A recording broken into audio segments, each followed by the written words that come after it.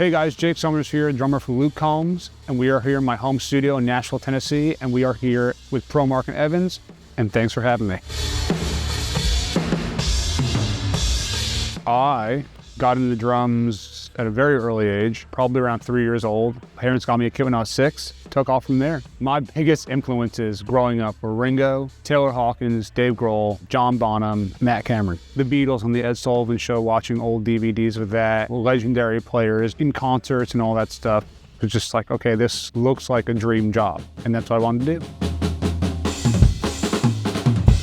I took lessons playing guitar when I was 13 years old. I still play here and there from time to time just for fun. My first instrument was piano. I have a bass, but I never really play it, and I sing for fun. Drums is the primary. I grew up on Long Island, New York, and I got to study with Dom Famularo, R.I.P., and another amazing teacher, John Favicchia, whenever Dom was out of the country. Both Long Island guys. My first band was terrible, but it was a lot of fun. Really never lyrics involved, it was just musical, but we had a good time with it. It was a garage band. Growing up playing pretty much my whole life, something just kind of clicked at 15. It was like, okay, this is what I want to do professionally. My first professional gig was, I was in a band, but I wasn't playing drums. I was playing guitar, and we played a coffee shop when I was 15. First professional gig on drums was probably in college. I was playing for a singer-songwriter. We played some places in Philly where I went to school and started from there. My dad's friend was the president and then CEO of Wind Up Records, which had Creed, Evanescence, Seether.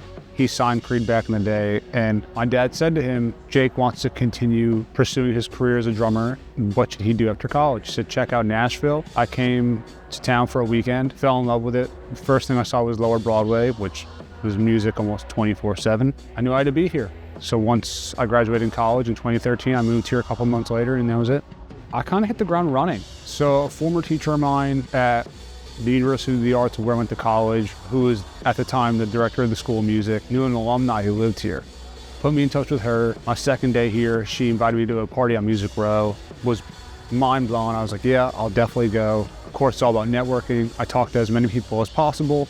Met a drummer there. He invited me to come play downtown, sitting on 2 songs that night. I did. A very inebriated bass player walked in, thought it was my gig. Perfect timing, right? Networking, all that stuff. And he asked, like, is this your gig? I said, no. Told him I moved here yesterday. And he said, we're auditioning drummers. Come audition, we're doing it tomorrow. I did. 30 to 45 minutes later, I got a text or phone call saying I got the gig. Started playing downtown full-time middle of my second week, playing those 2 songs at that time. And that guy walking in was definitely luck.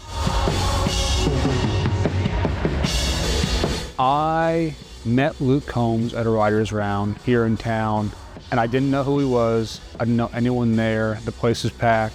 I saw him play from his backside and caught his last round. He played the song She Got the Best of Me. I immediately was like, damn, this guy's voice is amazing. I love the song. I went up and talked to him afterwards. Introduced myself. He asked me what I did. I told him I play drums. He said, I have a gig next week. I need a drummer. Do you want to play? I jumped at it and said yes. And he sent me his material. I did my homework. There wasn't really an audition. It was like a rehearsal, and I got there 30 minutes early to have all my gear set up, ready to go. We did that. Did the gig a couple days later, which was at a frat house at the University of Alabama. There was 5 of us. I was the only one without a wedge. Everybody else had a wedge. I brought my charts to scan over it before each song. Really just had to use my ears. That was one heck of a time too. Oh my God. And then he and I hung out once a week, about every week for the next month, just to get to know each other. And then a month went by. I didn't know what was going on. I think he was just writing. And then he called me about a couple weeks later and said, hey, I want you to be my guide. Do you want to do this full time? And I said, yeah. So my first gig was November 2014, and it's been 10 years and I haven't missed a gig since. The warm-up I do prior to shows is a 30 to 40 minute warm-up starting with 8 on a hand. I'll double the last note after that. Then I'll do paradiddles, double paradiddles, triples, paradiddle-diddles, flams, flam taps, go back and forth with all that, and then try to come up with different stuff in my head, get loose, stretch as best as I can, and then kind of go out there. We actually don't use any time code. We just play to clicks. We have a lighting director, we have a video director. They do all that stuff. For the songs, we pretty much play it like the record. There might be a few little things that we change up. The fans are there to hear him sing and hear the song.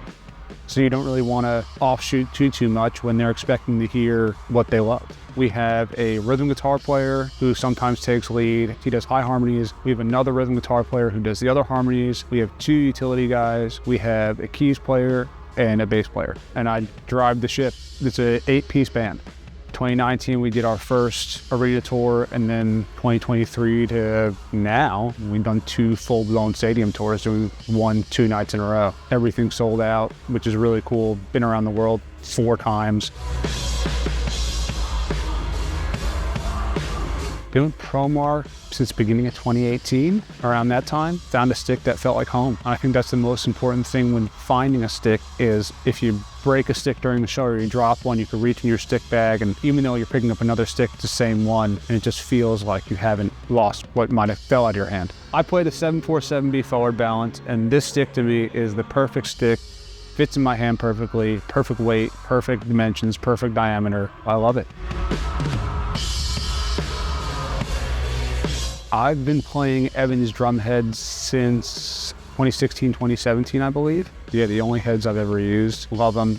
On the Snare batter, it's a UB2, and on the Reso, it's a Hazy 300, I believe. And then the toms are usually G2 coateds and G1 clears. All of them, they just last forever. Even like the coating doesn't go away like other heads. My favorite kick head that I've used forever is the EMAD by Evans. And if you don't use it, you should. Just the fact that you get a lot of good low end punch, but also plenty of attack. And it doesn't matter to me like what beater you use. Like on my kit at home, I have a soft beater, but on the road, I use a Danmar wood beater, and it just gets that snap out of it too. And you could tune it really any which way. I like it tuned kind of low and thumpy, and it just works. Given the fact this has been really the longest and biggest gig I've been on, I could kind of only speak from really that experience, even though I've always been the type of drummer to want to play for the song and how the song's been recorded. Really, it's just laying it down, you know, making sure the feel is there, the time is there. Obviously, with the drums sounding good, always having your head on a swivel, being on point with intros, outros, transitions, all that stuff. I think with Luke's music, every song he puts out resonates with most people, anybody in an age range, which I think is the beauty of it. And now that he has Fast Car via Tracy Chapman, now people really know him. Even though he has so many songs on his own, that one really, I think, propelled him to a whole other stratosphere. He's had well over 20 #1 singles really since 2017, which is amazing.